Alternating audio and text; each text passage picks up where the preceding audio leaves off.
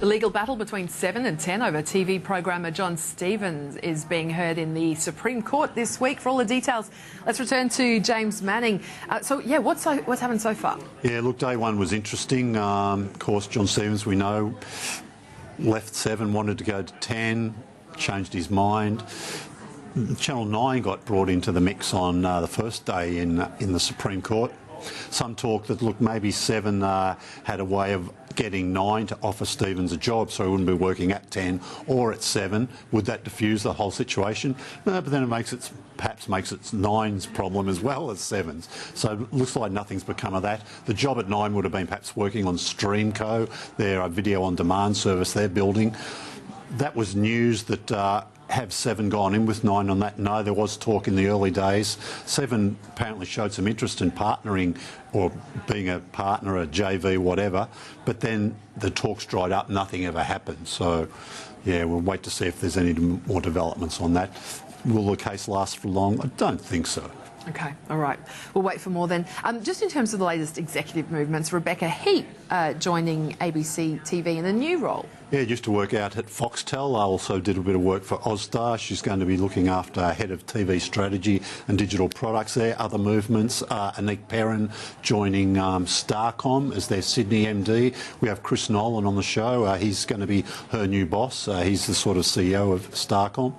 A couple of promotions at Foxtel, Dwayne Hatherley and Hannah Barnes, both are promoted. They've both been working on the lifestyle brands. Dwayne's also head of production for Foxtel. He becomes now really one of the senior people at Foxtel, sits at that senior table, I guess, these days. Hannah now is going to been looking after programming, doing a great job getting the ratings up. Now she'll be looking after all the different streams that Lifestyle's been spun off into. And some movement in radio as well. Got a bit of news. Yeah, look, Triple M Adelaide's having another go at a breakfast show. They haven't had a lot of success. Triple M along the East Coast been doing reasonably well the last few years. That success has so far eluded them in Adelaide. So Ruse and Dietz, Mark Rasciuto and Chris Dittmar going to have a crack at a breakfast show in Adelaide. The Love God Richard Mercer switching channels. He's been on Mix for a long time, which is now called KISS. 106.5 is moving to WSFM, probably a really good fit for them there. And Fred Boddicker's finally hung up his headphones at Southern Cross Austereo in Perth. And just finally, the ACTA Awards, looking for sponsors for the 2015 Yeah, 2015, yeah. Look, they've done a good job building a profile over the last couple of years, the ACTRS Awards, the Aussie Oscars, if you like.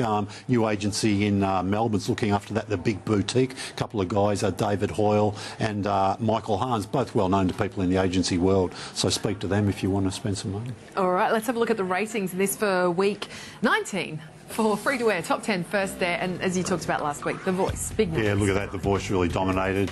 Gave 7 a brilliant week. Yeah, really good big turnaround and really put the spotlight back on 7. They didn't have really anything that could match it. Let's look at the top 5 sport on subscription TV and the A-League there getting in there with the AFL. Yeah, that grand final, did pretty well for them, and the Swans, Hawthorn, big game for them at number 1. And for the non-sport, Real Housewives of Melbourne and Game of Thrones still. Yep, big shows, and then we go to the lifestyle. They've always got something in the top 5. All right, just to some of the other news as well. MasterChef sponsoring a weekly program on Southern Cross Austereo's Today network. Yeah, it's called The Dish. Probably a good move by MasterChef. We're seeing their figures kick on a little bit. I think it's probably doing better than it did last year at the same stage. So this program goes out on Sunday night. Look, not prime time for radio, but Confidential has a radio show on Nova, which does reasonably well. So at 10 are thinking, OK, let's give this a go on Southern Cross's Today network. There was some speculation this week at 7 News in Sydney about the potential of Melissa Doyle joining Mark Ferguson for the 6 p.m. news. Did anything come of that? Well, not yet. Maybe they floated the idea to see the reaction. I'm not sure. Would it change the ratings? Who knows? You know, Mark Ferguson's probably doing a pretty good job. We thought Chris Bath was too.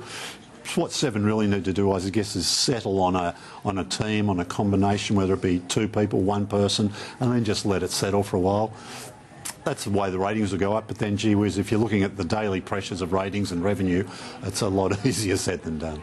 Plenty of Australian programmers in the US with the upfronts on. They're looking for some hit shows. Yeah, look, what happens in New York, all the advertisers get their first look at the schedules for the new TV year in the US. Then the screenings move to LA next week. A few people do both. A few people just do New York. But 55 new dramas and comedies have been ordered from the big primary channels, if you like, those US broadcasters. That's a lot of TV.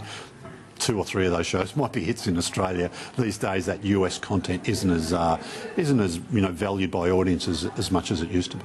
James, as always, thank you so much for that. Thanks, Bridie. James Manning, editor and publisher of Media Week. Well, that's all we have time for from the team here. Thanks for your company.